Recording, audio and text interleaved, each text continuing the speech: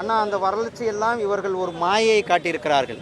இன்றைக்கு குஜராத்தினுடைய வளர்ச்சி இவர்களிட விட வேகமாக இருந்து கொண்டிருக்கு. குஜராத்தினுடைய உத்தரப்பிரதேசத்தினுடைய வளர்ச்சி வேகமாக இருந்து கொண்டு உத்தரப்பிரதேசத்தில் கிட்டத்தட்ட 80,000 லட்சத்திற்கு மேலே அங்கே வந்து இன்வெஸ்ட்மெண்ட் வந்திருக்கு குஜராத்தில். அதே போல் 57,000 கோடிக்கு மேலே இங்கே நம்மளுடைய உத்தரப்பிரதேசத்தில் வந்திருக்கிறது. பீகார் இன்றைக்கி அதிகமான வளர்ச்சி அடைந்து கொண்டு இருக்கிறது. நாம் அந்த வளர்ச்சியோடு கம்பேர் பண்ணும்போது நம்மளுடைய வளர்ச்சி இன்னும் நாம் பின்னோக்கி இருக்கிறோம்.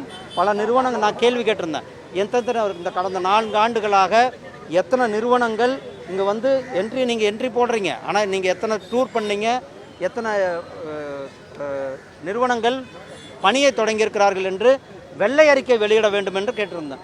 ஆனால் அரசாங்கத்துக்கிட்ட இருந்து, ஸ்டாலின்கிட்ட இருந்து இன்றைக்கு வரலும் ஒரு பதிலும் கிடையாது. ஏன்னா மக்களுக்கு அவர் வெளிப்படையாக சொல்ல வேண்டும்.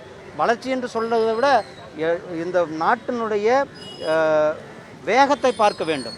அது டபுள் இன்ஜின் சர்க்கார் இருக்கின்ற பகுதிகளில் எந்த அளவுக்கு வேகமான வளர்ச்சி இருந்தது. இது ஏதோ திமுக இந்த 4 ஆண்டுகளில் வளர்ச்சியானது, இந்த வளர்ச்சி கிடையாது.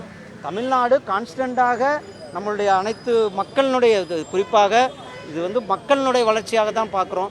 மத்திய அரசாங்கம் இங்கு தமிழ்நாட்டிற்கு கொடுத்த திட்டங்கள், மத்திய அரசாங்கம் கொடுத்த நிதி, இதையெல்லாம் நம்மளுடைய பிரதமர் அவர்கள் தமிழகத்திற்கு, குறிப்பாக தமிழ்நாட்டினுடைய இன்ஃப்ராஸ்ட்ரக்சருக்கான கொடுத்த நிதிகள் மூலியமாக இன்றைக்கு நாம் அந்த வளர்ச்சியை. பாஜக வந்து வாக்கு திருட்டில் ஈடுபட்டு இருக்கிறாங்க, வாக்கு திருட்டில் ஈடுபட்டு தான் வெற்றி பெற்றிருக்காங்க அப்படின்னு முதலமைச்சர் தொடங்கி ராகுல் காந்தி வரைக்கும் குற்றச்சாட்டு. ஒரு பொய்யை திரும்ப திரும்ப திரும்ப திரும்ப சொல்லி அதை உண்மையாக்க முயற்சி செய்து கொண்டிருக்கிறார்கள். ஆனால் அவர்களுடைய முயற்சியானது தோல்வி அடைந்திருக்கிறது.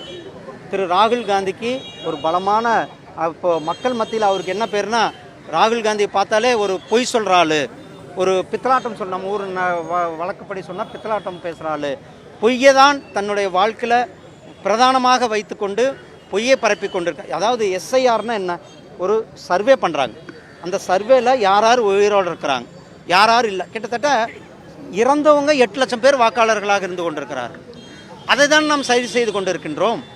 அப்போது இறந்தவர்கள் வாக்காளர்களாக இருக்க வேண்டும் என்பது காங்கிரஸ் திமுக சொல்கிறாங்களா? அப்போ திமுக வந்து இறந்தவர்களுடைய வாக்காளர்கள் பட்டியலில் வச்சு அவர்கள் கள்ள ஓட்டு போட்டு தான் ஜெயித்து கொண்டு இருக்கிறார்களா? இதெல்லாம் நாம் அனைவரும், இது வந்து அனைத்து தேர்தல் கமிஷன் ஒரு சிறப்பான வேலை செய்து கொண்டு இருக்கிறார்கள். யாராவது ஒருத்தர் என்னுடைய ஓட்டு விட்டு போச்சுன்னு சொல்லியிருக்காங்களா? கிட்டத்தட்ட 8 லட்சம் பேரை வந்து நீக்கினாங்க. அதில் என்னுடைய ஓட்டு விட்டு போச்சுன்னு யாருமே சொல்லலை. இந்த 8 லட்சமும் போலி வாக்காளர்கள். அந்த 8 லட்சத்திற்கு மேற்பட்ட இறந்த வாக்காளர், இறந்து போனவங்க, அதை தான் அந்த எஸ்ஐஆர் செய்து கொண்டிருக்கிறார். நன்றி அண்ணா.